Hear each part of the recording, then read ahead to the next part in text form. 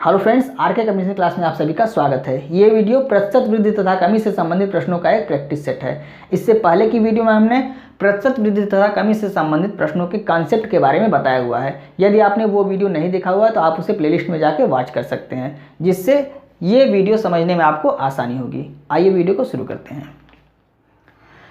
पहला प्रश्न क्या है? एक मजदूर की मजदूरी पहले 40% कम कर दी गई तथा उसके बाद उसमें 50% की वृद्धि कर दी गई, तो उसे कितने प्रतिशत लाभ या हानि हुआ? तो एक में क्या हो रहा है? कमी हो रहा है, और एक में वृद्धि हो रहा है।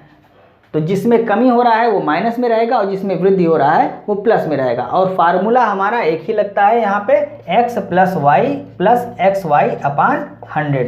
इसी फार्मूले पे सारे प्रश्न आधारित हैं। बस जिसमें कमी होगी वहाँ पे हम माइनस कर देंगे और जिसमें वृद्धि होगी उसमें प्लस कर देंगे। तो ये आइए देखते हैं। यहाँ पे 40% कमी हो रही है तो -40 हो गया, 50% वृद्धि हो रही है तो +50 हो गया, और दोनों का प्लस माइनस का गुणा होगा तो यहाँ पे क्या लग जाएगा? क्योंकि x y का गुणा हो रहा है तो बीच में क्या होगा? माइनस हो जाएगा। 40 × 50/100 काट देंगे, 5 × 20, और ये कितना है? 50, और ये है 40। तो माइनस और माइनस ऐड हो जाएगा, यानी कि 40 और 20 60, माइनस में 60 और प्लस में 50, कितना आ गया हमारा? -10%। अब चूंकि माइनस में आया है तो हम क्या कहेंगे? 10% की कमी होगी, 10% की कमी होगी। यही हमारा आंसर हो गया। यहाँ पे हानि दिया हुआ है तो हानि होगी, 10% की हानि होगी। दूसरा प्रश्न क्या है? यदि किसी वर्ग की प्रत्येक भुजा में 30% की वृद्धि कर दी जाए तो उसके क्षेत्रफल में कितने प्रतिशत की वृद्धि होगी? अब वर्ग का क्षेत्रफल क्या होता है?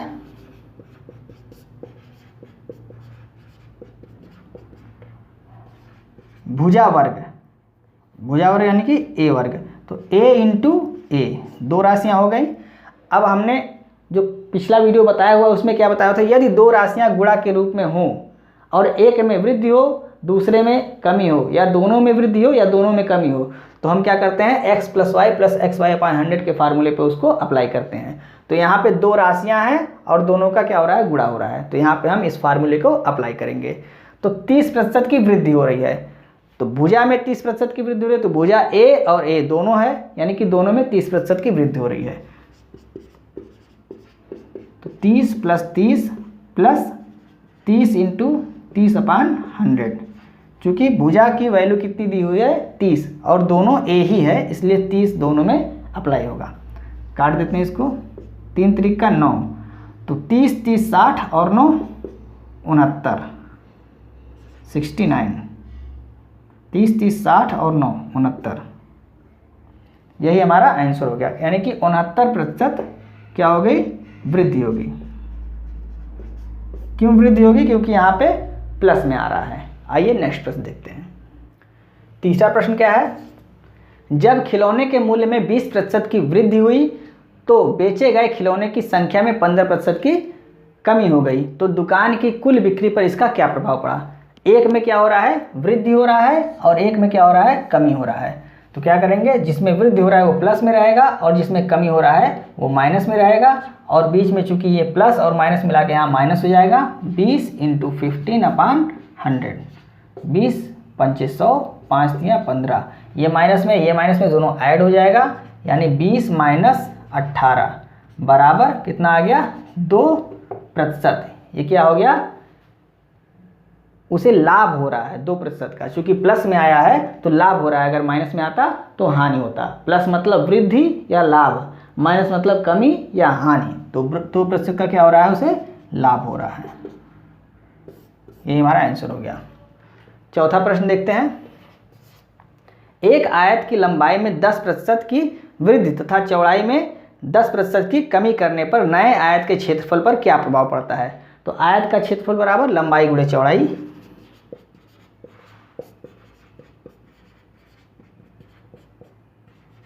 लंबाई गुणे चौड़ाई, दो राशियों का गुणा हो रहा है, एक में वृद्धि दूसरे में कमी हो रही है, या दोनों में वृद्धि होगी या दोनों में कमी होगी, कुछ भी दे सकता है।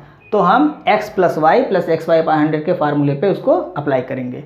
तो यहाँ पे क्या हो रहा है, एक में वृद्धि हो रही है तो प्लस हो गया, दूसरे में कमी हो रही है तो माइनस हो गया, और चूँकि एक में प्लस एक में माइनस है तो प्लस माइनस क्या हो गया, माइनस हो गया। 10 × 10/100, ये दोनों कट गया, कितना आया, यहाँ 1 आ गया और ये 10, दोनों ऐड होंगे तो 11 हो जाएगा। 10 - 11 बराबर -1%। अब माइनस में आया तो क्या हो गया, 1% की कमी हो रही है। आंसर क्या हो गया, 1% की कमी। यानी क्षेत्रफल पर, आयत के क्षेत्रफल पर क्या प्रभाव पड़ रहा है, 1% की कमी हो जा रही है। यही आंसर हो गया हमारा। नेक्स्ट प्रश्न देखते हैं। 5वां प्रश्न क्या है, किसी वस्तु के मूल्य में पहले 10% की वृद्धि तथा उसके उपरांत 20% की वृद्धि की गई। यदि अंतिम बढ़ा हुआ मूल्य 33 रुपये हो तो प्रारंभिक मूल्य क्या था। अब यहाँ पे पहले क्या हो रहा है, वृद्धि हो रहा है, उसके बाद दूसरे में भी वृद्धि हो रहा है। तो क्या करेंगे, 10 + 20 + 10 × 20/100, ये हो गया, इससे काट देंगे, यहाँ 2 हो गया और ये 20, तो सभी को ऐड कर लेंगे। 10 और 20 हो गया 30, और यहाँ से 2 × 1 = 2 यानी कि 32। 32% क्या हो गया, वृद्धि हो गई। चूँकि प्लस में आ रहा है तो वृद्धि होगी। अब ये तो 32% वृद्धि हो गई, पहले कितना था, 100% था, अब उसमें वृद्धि कितनी हुई, 32%। तो टोटल मिला के अब यहाँ पे दिया हुआ है अंतिम बढ़ा हुआ मूल्य 33 है, तो ये एकदम अंतिम का मूल्य है 33, मतलब बढ़ा हुआ मूल्य इसमें 100 भी है और 32% भी है, तो कुल मिला के 132%। तो 33 की तुलना हम 132 से करेंगे और निकालना है प्रारंभिक मूल्य। प्रारंभिक मूल्य कितना है, 100 रुपये है, तो इसको 100 से गुणा कर देंगे। अब काट देंगे, 3 × 4 = 12, 3 × 4 = 12, यानी कि 4 बार में ये कट जाएगा और 25 बार में ये कट जाएगा। 25 रुपये क्या आ गया, प्रारंभिक मूल्य आ गया। यही हमारा आंसर हो गया।